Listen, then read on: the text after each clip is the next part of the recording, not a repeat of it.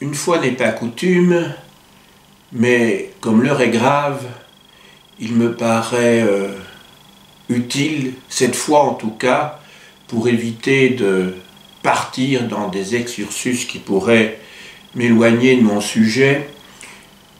Je parlerai donc avec des notes, ce qui n'est pas donc dans mes habitudes.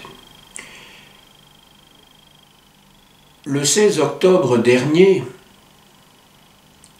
nous sommes en l'année 2020, un professeur d'histoire, Samuel Paty, a été assassiné près de Paris, à Conflans-Sainte-Honorine. Ce professeur de collège a été assassiné parce que 10 jours plus tôt, le 6 octobre, il avait fait un cours avec ses élèves dans lequel il avait étudié avec eux, il avait analysé avec eux, il avait discuté avec eux deux caricatures représentant le prophète Mahomet. Acte évidemment barbare dont on a beaucoup parlé en France, sur les médias français, mais dans le pays dans lequel je me trouve, la Belgique, cet événement n'a pas eu l'écho qu'il aurait dû avoir. Cet événement me semble tout à fait exemplaire. Exemplaire parce qu'il oppose deux manières de penser, on pourrait même dire deux univers, celui qui est issu de la pensée des Lumières au XVIIIe siècle et d'autre part un univers mental lié à l'islam et plus particulièrement à un courant fondamentaliste de l'islam, l'islamisme. On sait que l'assassin était de nationalité russe, d'origine tchétchène, et j'ai décidé de centrer mon exposé autour d'une thématique qui peut-être va surprendre. En effet, j'ai intitulé cette petite conférence « Professeur d'histoire et franc-maçon ». Mon exposé va comprendre deux parties. La première portera sur le métier de professeur d'histoire, et puis plus longuement, je m'attarderai sur l'investissement du franc-maçon dans sa tâche d'enseignant, étant bien entendu que bien d'autres acteurs que les francs-maçons jouent un rôle essentiel dans la formation des élèves et dans la transmission des savoirs. Ils n'ont bien sûr aucun monopole en la matière. Je commence donc par le métier de professeur d'histoire. Un enseignant qui exerce ce métier a une démarche qui vise à rendre, comme tout enseignant, ses élèves plus intelligents, c'est-à-dire plus en phase avec la compréhension de son environnement qu'il s'agit d'analyser, et de le rendre aussi, et ça c'est une des caractéristiques du cours d'histoire, avec d'autres cours bien entendu, comme le cours de français ou le cours de philosophie dans le domaine des lettres, mais je dirais que dans le domaine des sciences, là aussi, il s'agit d'acquérir des connaissances qui rendent aussi plus cultivées. La démarche donc du professeur d'histoire s'articule essentiellement autour de quelques axes. Tout d'abord, je parle ici de l'enseignement secondaire, mais aussi bien de l'enseignement supérieur. Un enseignant, c'est avant tout quelqu'un qui cherche à donner du sens. Il est inimaginable d'enseigner si on ne cherche pas à donner du sens à son enseignement, justement. C'est presque une lapalissade. Et si les élèves ne trouvent pas du sens à ce qui est enseigné. Je rappelle l'étymologie du mot enseignant ou enseignement. L'enseignement, c'est donc une démarche, un exercice qui consiste à donner du sens. Étymologiquement, dans enseignement, vous avez deux mots, in, qui signifie l'intérieur, dans en latin, et signare, donc qui donne le substantif signum, qui signifie signe, sens. Donc enseigner signifie donner du sens, il ne faudrait jamais l'oublier. Et c'est en cela que les professeurs sont tellement essentiels. Ils cherchent à permettre aux élèves à les mettre en situation de donner du sens aux actes qu'ils posent et à comprendre le monde qui les environne pour réagir par rapport à cet environnement afin de pouvoir le modifier, le cas échéant, toujours au profit des êtres humains. La méthode d'un professeur d'histoire repose sur un certain nombre de principes. Tout d'abord, qu'est-ce que c'est que l'histoire? Ce n'est évidemment en aucun cas, comme on le pense souvent, la science du passé. L'histoire n'a pas d'objet. Tout est objet d'histoire. L'histoire est l'étude des phénomènes, quels qu'ils soient humains ou naturels, si l'on veut faire une distinction sur base de catégories de la culture occidentale. Et quand je dis étude des phénomènes dans leur durée, je veux dire par là que l'historien, le professeur d'histoire, s'intéresse aussi bien au passé qu'au présent, c'est-à-dire au réel,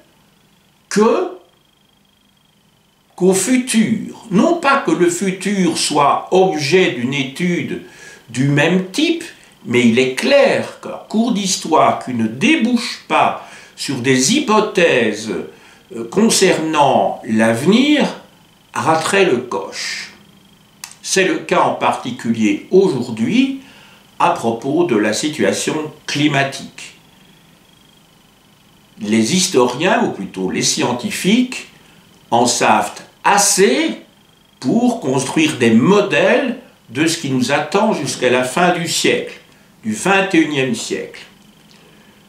Ce sont des modèles qui sont plus sûrs que ceux que les historiens construisent pour des périodes très reculées du passé, à propos desquelles nous disposons de très peu de sources. Dans le cadre d'un cours d'histoire, un professeur doit choisir les thèmes qu'il va aborder, toujours pour donner du sens à son enseignement. Il doit donc mettre les élèves en situation de telle manière que ces derniers s'accrochent à la thématique qui va être abordée, et si possible, cette situation doit, je dirais même nécessairement, avoir un rapport avec le vécu de l'enfant, de l'adolescent, du jeune. Autrement dit, la mise en situation ne trouve de meilleure accroche justement qu'en lien avec l'actualité. Le professeur d'histoire doit donc chercher à mettre les élèves, ses étudiants, en situation de faire des allers-retours entre le passé et le présent dans la mesure où des problématiques du passé permettent d'éclairer le présent et inversement, des problèmes que nos contemporains connaissent permettent, en les posant, de comprendre un certain nombre de situations problématiques qu'ont connues nos ancêtres. Ensuite, je vous ai dit que l'histoire est l'étude des phénomènes dans leur durée. Par conséquent, l'histoire travaille sur plusieurs temporalités, le court terme, le moyen terme, le long terme, voire la très longue durée. Et c'est parfois en replaçant certains événements, et pas seulement certains événements, certains phénomènes de société dans la longue durée qu'on peut les apprécier à leur juste mesure. Si l'on est un humaniste, l'histoire ne peut être qu'universelle. L'histoire nationale, qui était pratiquée jadis dans un cadre politique bien déterminé et dans un cadre, je dirais, dans un mode de production économique et social bien déterminé, devrait disparaître. Nous sommes tous, et nous le savons maintenant, membres d'une même espèce.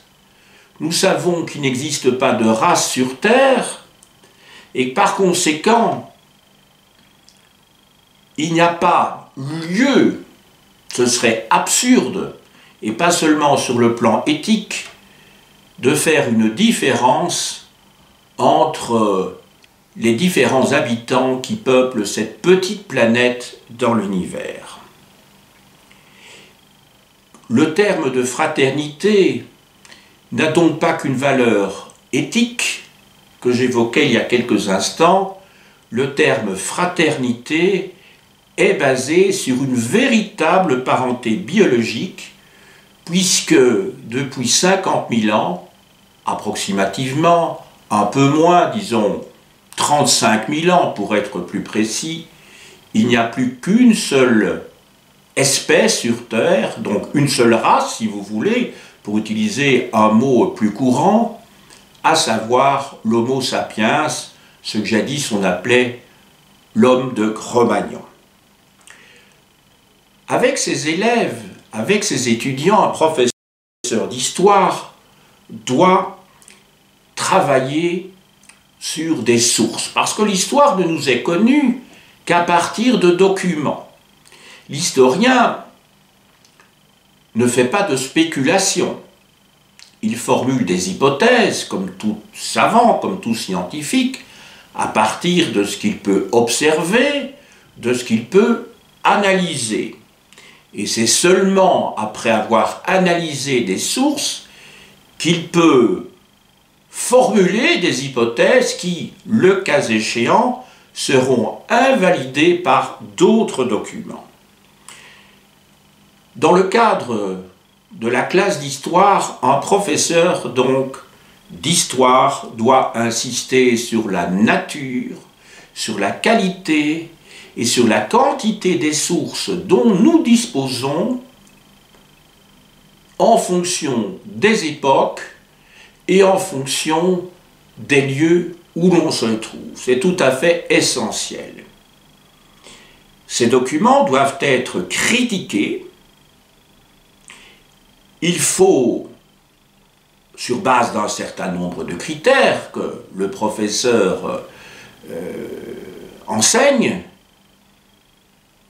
Ces documents doivent être analysés quant à leur contenu et bien sûr, ils doivent être replacés dans un contexte plus large pour s'inscrire dans une histoire de l'humanité.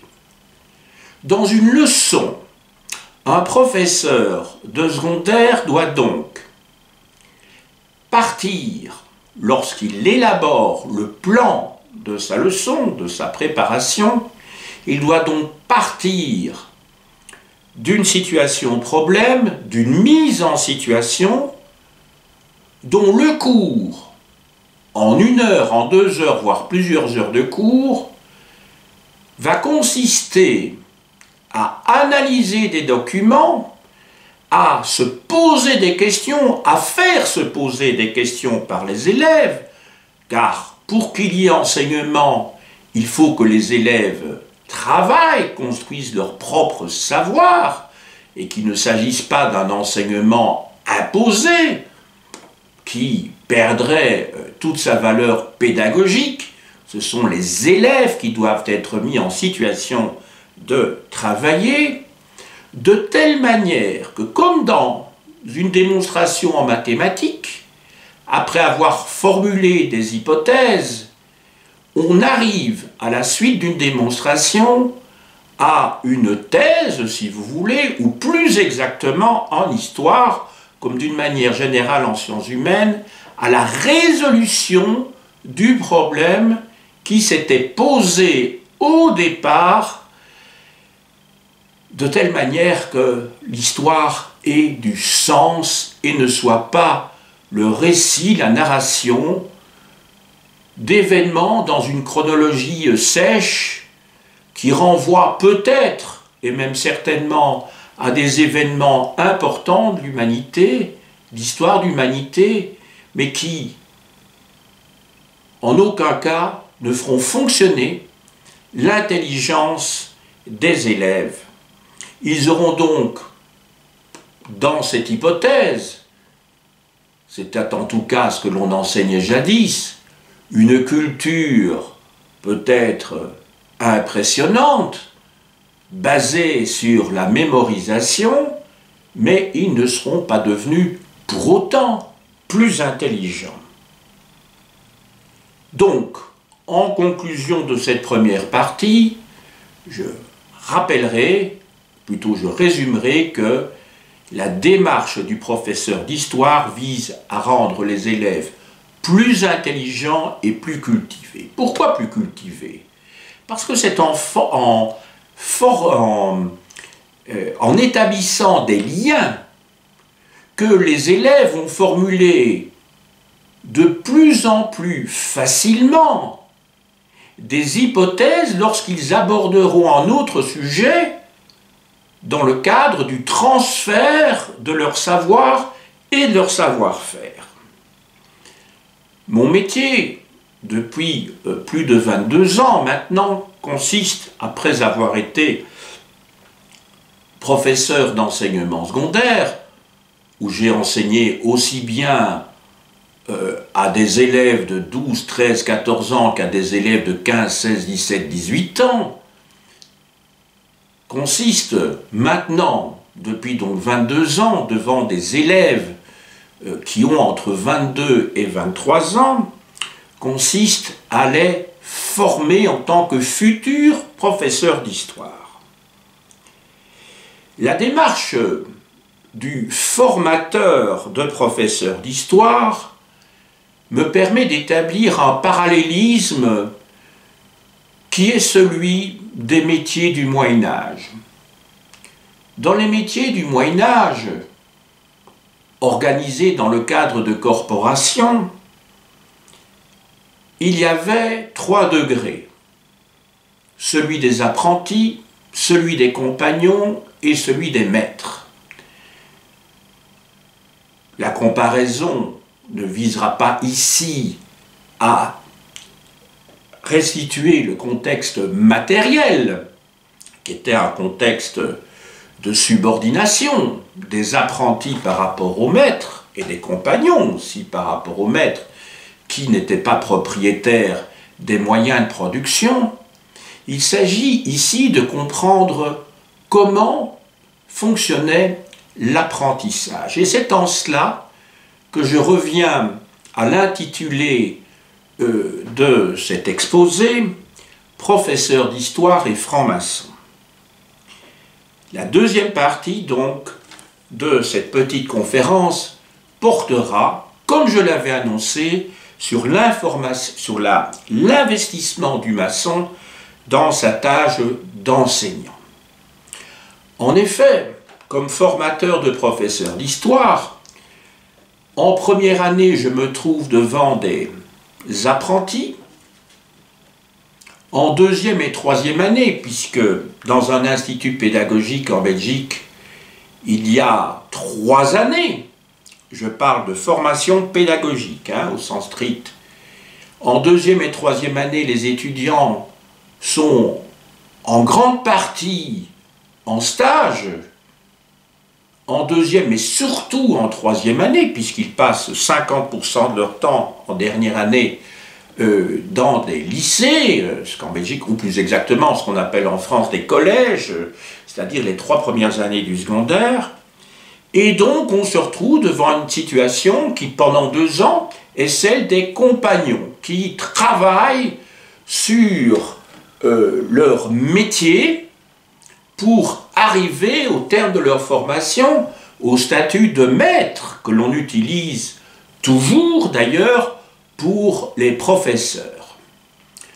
Maître étant entendu, bien entendu, quand je dirais bien entendu, ça semble aller de soi, mais ce n'était pas jadis, maître venant du terme magister et non pas du terme dominus. Donc il ne s'agit pas, surtout pas, d'établir une relation de domination entre le professeur et ses élèves, les élèves qui lui sont confiés, mais bien de se trouver dans une situation où le professeur, le maître donc, forme et ne formate pas, surtout pas, ses élèves en vue de leur émancipation et en vue de non pas les normaliser, mais d'acquérir une autonomie qui va permettre à ces enfants ou à ces étudiants, s'ils sont plus âgés, d'être donc libres et d'agir sur base d'un certain nombre de méthodes qui leur permettent d'appréhender le monde d'une manière, je dirais, donc autonome, pour reprendre le mot que je viens d'utiliser il y a quelques minutes.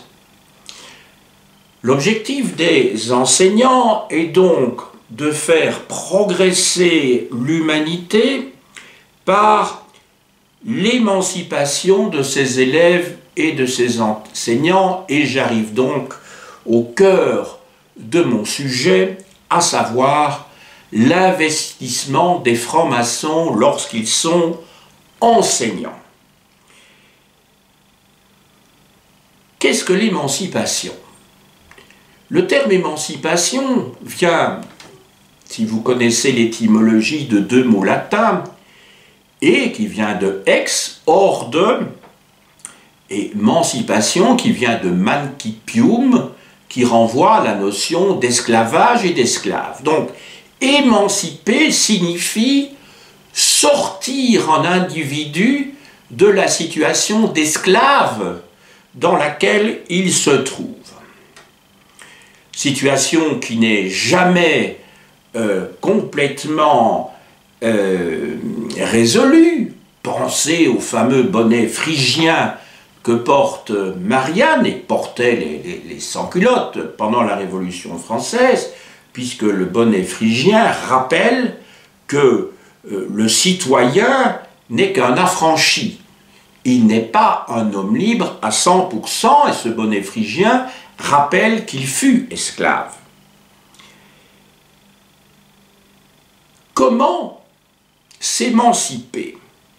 eh bien, on s'émancipe, et c'est le cas en maçonnerie également, comme dans l'enseignement, je dirais, classique, par une démarche critique, constructive, qui consiste à analyser les préjugés que l'on subit depuis son enfance, les préjugés concernant notre environnement, les préjugés qui portent sur différentes matières et qui font que l'on est soumis à une idéologie dominante qui transite et sointe à tous les niveaux d'une société hiérarchisée depuis le néolithique, c'est-à-dire depuis plus de 10 000 ans, à notre époque, via les médias et les comportements acquis et imposés, donc, comme je viens de le dire, depuis notre plus jeune âge. Quels sont les outils dont dispose un franc-maçon? Car je le rappelle, une loge, c'est-à-dire le lieu où les maçons se réunissent, ou plus exactement où ils travaillent, n'est rien d'autre qu'un atelier. D'ailleurs, les deux termes sont synonymes. C'est un lieu de travail et ce n'est en aucun cas un lieu de culte. Même si l'on travaille au progrès de l'humanité. Et je dirais même surtout si l'on travaille au progrès de l'humanité. Quelle est l'originalité et la valeur de la méthode symbolique? C'est la fameuse triangulation qui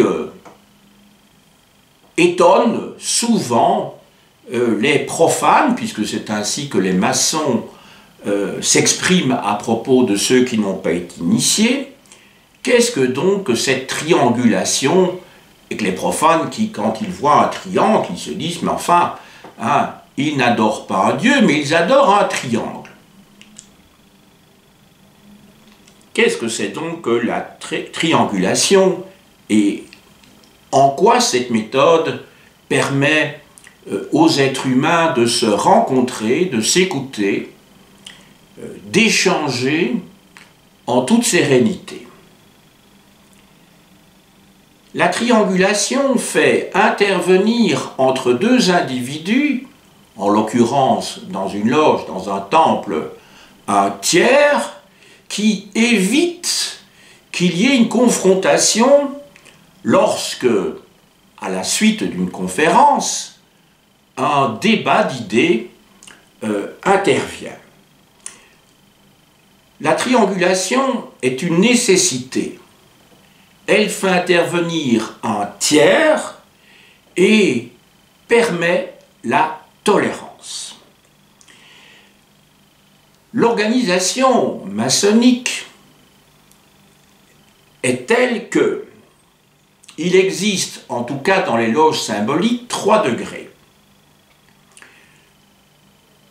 Ces degrés sont successivement ceux qui ont été rencontrés dans les métiers médiévaux tout à l'heure, les apprentis, les compagnons et les maîtres.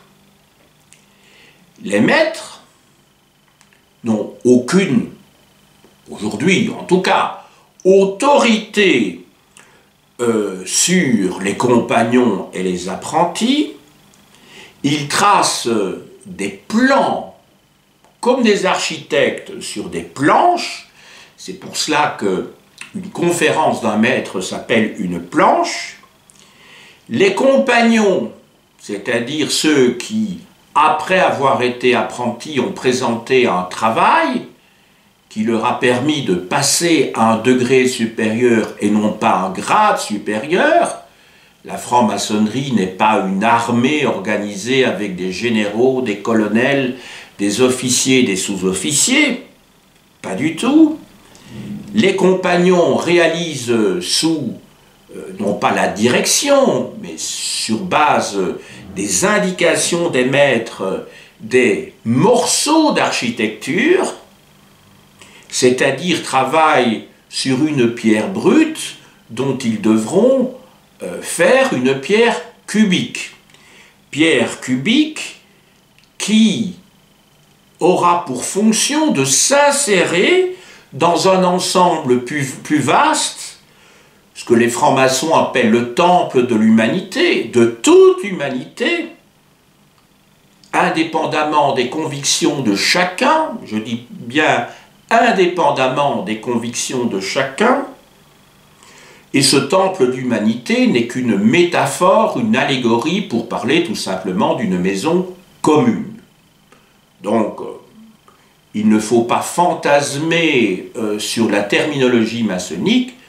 Le temple de l'humanité, c'est la maison commune. C'est un terme d'ailleurs que Jacques Chirac, qui n'était pas franc-maçon, a utilisé lorsqu'il a dit, lors d'un célèbre discours, « Notre maison commune brûle », parlant de la planète par rapport au réchauffement climatique.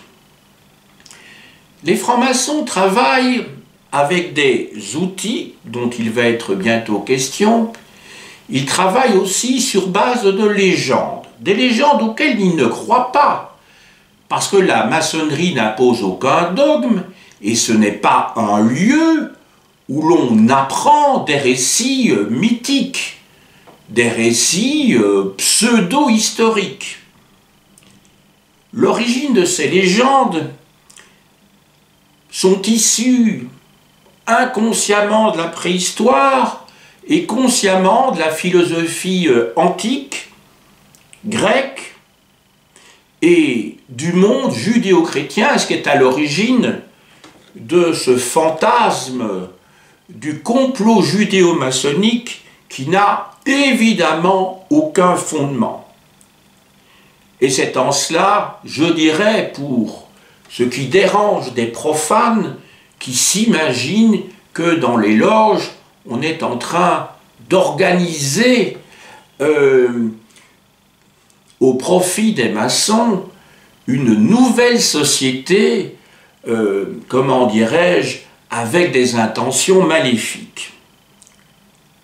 Bien au contraire. Je viens de vous dire que les francs-maçons ne croient pas en les légendes, dans les légendes qui sont expliquées, mais que l'on doit prendre bien sûr au second degré, puisque ces légendes, si elles comportent une vérité, il s'agit d'une vérité pédagogique universelle, mais qui n'est qu'une vérité d'ordre philosophique, qui n'a aucun fondement sur le plan historique, ou très peu, parce qu'il y a effectivement des références à des événements historiques, mais les maçons décryptent tout ce qui leur est dit, comme ils le disent, sous l'équerre et le compas, c'est-à-dire avec un regard critique. Ce qui est essentiel, c'est que ces légendes, ces récits sont racontés, sont expliqués, sont mis en scène, et je vais bientôt arriver à la mise en scène des rituels, pour des raisons d'efficacité psychologique, puisqu'elles ont, on espère en tout cas, qu'elles auront un impact sur l'évolution, par le biais de l'émotion, sur l'évolution personnelle des impétrants, des candidats, et dans le cadre du collectif de la cellule maçonnique, qui est donc une loge. Quels sont les liens entre ces légendes et d'autre part les événements récents? Parce qu'on aurait pu penser que je m'éloigne de l'assassinat de Samuel Paty. Pas du tout. J'ai toujours eu en tête, depuis le début de cette conférence, cet événement tout à fait dramatique. La franc-maçonnerie met en scène, dans le cadre de psychodrames, des situations qui sont d'abord vécues, puis revécues, interprétées, puis réinterprétées continuellement par les maçons. La vérité n'existe pas dans ces légendes maçonniques, elles sont là comme matériaux destinés à faire réfléchir. Et rien que cela. Autrement dit, en vivant, en revivant un rituel, un maçon peut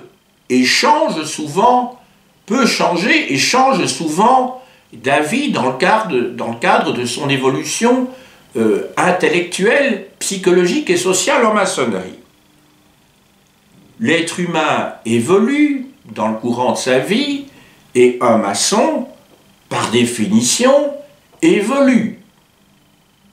Il n'y a pas une vérité qui lui a été enseignée et à laquelle il va rester attaché toute sa vie. Il restera attaché, en revanche, à une méthode et à un certain nombre de valeurs, comme celle de la tolérance. Évidemment, vous avez bien compris que nous sommes ici en plein dans les événements qui se sont passés il y a une dizaine de jours, donc le 16 octobre 2020. Dans les événements qui se sont produits, il y a deux protagonistes. Il y a d'une part le fanatique islamiste et il y a d'autre part le professeur d'histoire Samuel Paty. Donc d'une part un professeur d'histoire de la République, et le terme République ne doit pas être confondu, et le pouvoir le fait souvent avec celui d'État. Attaquer la République, ce n'est pas attaquer l'État, c'est attaquer un certain nombre de valeurs supportées par ce beau mot de République qui signifie rien d'autre. Je rappelle son étymologie res publica en latin qui signifie ce qui appartient à tous, la res publica. Un professeur d'histoire donc qui s'est donné une mission, cultiver et rendre ses élèves intelligents et tolérants. Donc on voit ici qu'il y a trois dimensions au moins, la culture, l'intelligence, mais aussi une valeur d'ordre éthique. Tout à fait essentiel pour que les individus puissent vivre ensemble dans une communauté. En face de ce professeur d'histoire qui met en place un dispositif pédagogique afin que les élèves deviennent tolérants, un islamiste qui croit en une vérité unique et qui passe à l'acte. Son idéologie est basée sur des croyances, mais aussi sur un comportement lié à l'ignorance de la culture des autres, des intentions des autres, autrement dit, aucune empathie, le fanatisme et l'ambition de faire régner cette seule vérité sur l'ensemble de la planète. Retenez bien ces termes, ils évoquent évidemment des éléments importants pour les maçons, donc l'ignorance, le fanatisme et l'ambition qui sont les ennemis, je dirais, des maçons. Après avoir parlé de la mise en scène, du rôle de la mise en scène, après avoir évoqué ici les deux protagonistes, pas seulement en tant qu'être humain, mais pour ce qu'ils symbolisent essentiellement, d'un côté la tolérance, d'autre part l'intolérance, j'en arrive aux armes utilisées. D'un côté, un sabre ou un poignard, je ne sais pas très bien quelle arme a été utilisée pour décapiter Samuel Paty. Donc, une arme visant à ne plus permettre définitivement l'expression d'une pensée libre. Et ici, les deux termes pensée et libre ont évidemment leur importance.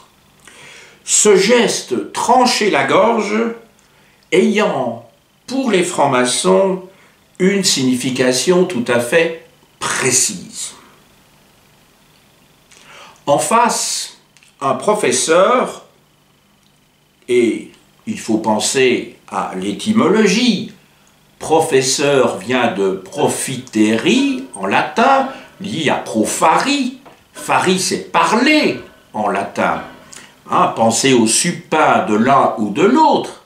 Ça a donné le mot professeur, justement.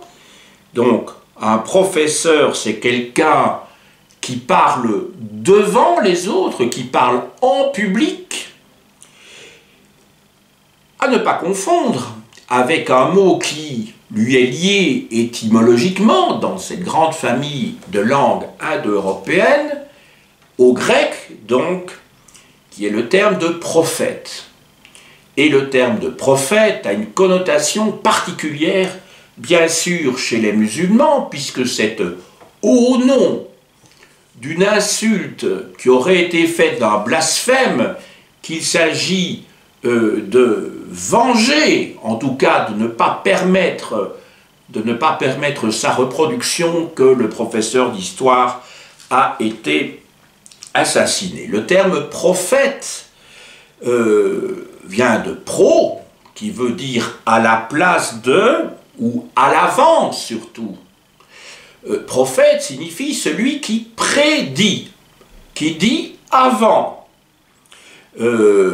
Prophétesse en grec vient de pro et phémi, qui signifie je parle. Le prophète parle à l'avance, il parle au nom de Dieu.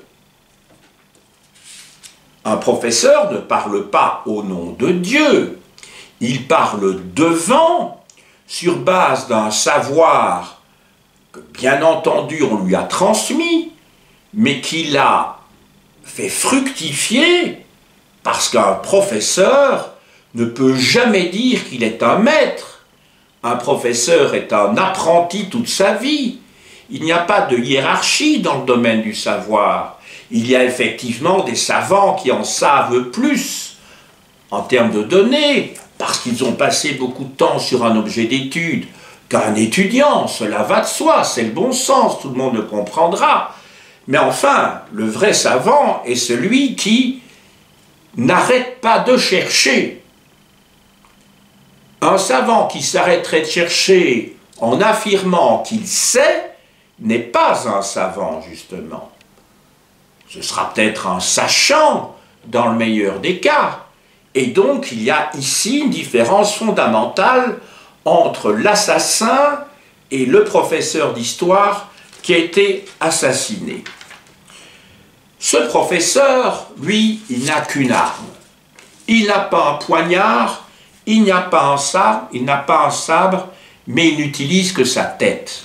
C'est cela son arme. Sa tête pour penser, pour s'exprimer. Et donc, l'islamiste qui le tue veut à la fois supprimer l'acte de penser définitivement et l'acte de s'exprimer. C'est l'acte le plus grave qui puisse se produire. Souvenez-vous aussi du désir de Salomé lorsqu'elle a demandé la tête de Jean-Baptiste, qui lui était un prophète. Donc vous voyez que même dans le domaine biblique, dans le domaine de la religion, on peut faire taire, mais dans un tout autre contexte, puisqu'il y a plus de 2000 ans, celui qui apporte un éclairage, puisque Jean-Baptiste annonce la lumière. Je vous rappelle qu'il y a 2 Saint-Jean dans le courant de l'année, qui correspondent au solstice, et que Jean-Baptiste annonce donc la venue de Jésus qui est la lumière. Alors pour les maçons, Jésus est un personnage tout à fait estimable, bien entendu. Il y a des maçons qui croient d'ailleurs à son caractère divin. Ce n'est pas incompatible du tout avec la maçonnerie. Simplement, pour les maçons qui ne sont pas croyants au sens religieux du terme, Jésus est symbole de lumière, puisque sa naissance, qui a été fixée en fonction justement du message à faire passer le 25 décembre, annonce l'arrivée de la lumière lorsque les jours recommencent à devenir plus longs.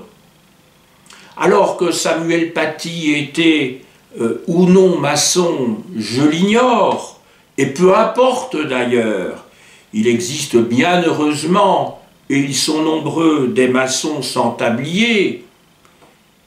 Ce qui est sûr, c'est qu'il apprenait à ses élèves à tailler leurs pierres brutes à l'aide d'outils, le ciseau et le maillet, autrement dit, des qualités intellectuelles dont dispose chaque être humain, ici sous une forme métaphorique bien entendu, pour se construire. C'est-à-dire que chaque enfant, chaque adolescent se construit. Il construit son savoir, alors non pas sous l'autorité d'un maître, mais en étant accompagné par un maître, ce qui est tout à fait différent.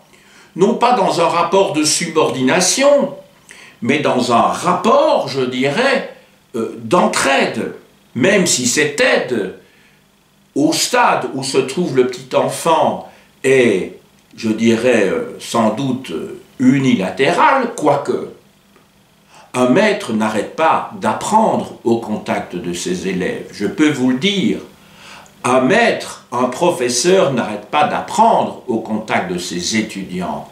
Et combien de grands professeurs, dans les ouvrages qu'ils ont écrits, ont rendu hommage à leurs étudiants.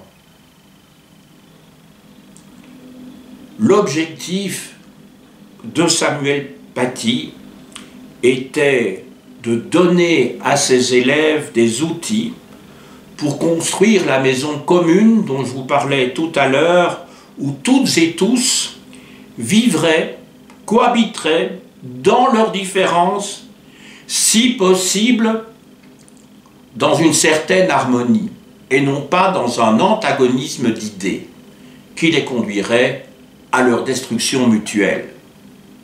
C'était cela qu'il a voulu faire, c'était sans doute son projet, même certainement, lorsqu'il a voulu analyser les caricatures de Mahomet, en proposant d'ailleurs à ses élèves musulmans de sortir s'ils pensaient qu'ils pouvaient être offusqués à ce moment-là. Bel acte de tolérance. Maintenant, en ce qui concerne la méthode utilisée, je parle ici de la méthode maçonnique.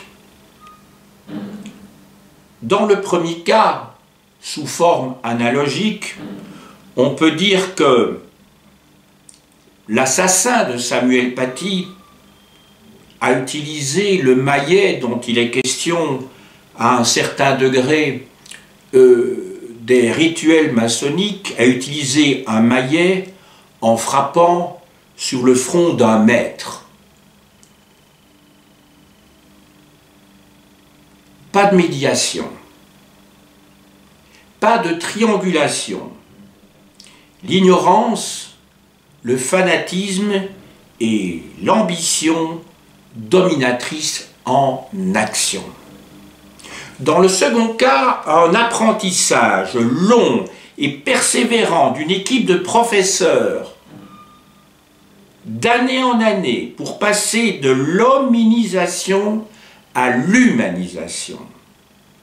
Pensons aux 3 millions d'années pendant lesquelles nos ancêtres ont appris à trouver des techniques de plus en plus sophistiquées pour fabriquer des outils, des armes pour chasser, des outils divers comme les racloirs, mais bien d'autres outils aussi. Nous sommes les héritiers de 3 millions d'histoires, 3000 ans d'histoire, où l'on a fabriqué des outils. Puis, on est passé à la taille de la pierre, au néolithique, pour construire des maisons circulaires, à demi enfouies dans le sol, puis quadrangulaire au Proche-Orient. Parallèlement, on commence à construire des temples. Le plus ancien connu a été construit en Jordanie au milieu du Xe siècle avant notre ère. De l'animisme, les hommes sont ainsi passés du polythéisme au monothéisme, le polythéisme étant souvent plus tolérant que le monothéisme, c'est-à-dire à des systèmes où la vérité est une, je parle des monothéismes, mais où, en revanche, en contrepartie, et là c'est un élément tout à fait positif, l'ensemble des fidèles, la communauté, l'oumma, les Grecs auraient dit la koiné, communie. Cela peut faire peur, ce dernier aspect, mais il ne faudrait pas l'oublier. En conclusion de mon exposé, je retiendrai deux éléments, semble-t-il. Tout d'abord, l'écoute de l'autre, la transmission des savoirs critiques, la discussion entre humains ayant des convictions différentes. Eh bien, cette écoute, cette transmission, ces discussions sont le seul chemin pour faire progresser l'humanité. Ensuite, deuxième conclusion, la méthode maçonnique, car la franc-maçonnerie promeut avant tout une méthode et non pas un ensemble de dogmes ou de vérités, est basée sur le symbolisme, c'est-à-dire la nécessité d'avoir dans un échange un tiers, tout d'abord dans notre perception de la réalité. La vérité n'existe pas a priori. Elle se construit par le travail individuel dans un cadre collectif. Elle est de l'ordre de la pensée et du discours. Elle est parole. Les maçons sont à la recherche d'une langue perdue, en fait d'une langue commune, à l'inverse des fondamentalistes qui prétendent posséder la vérité et ne sont donc pas accessibles à d'autres langages que le leur, d'une langue perdue dans cette tour de Babel qu'est notre société, dans notre humanité multiple. D'un côté, et je terminerai avec cela, un couteau visant à faire taire, de l'autre, un maillet et un ciseau pour construire. J'ai dit.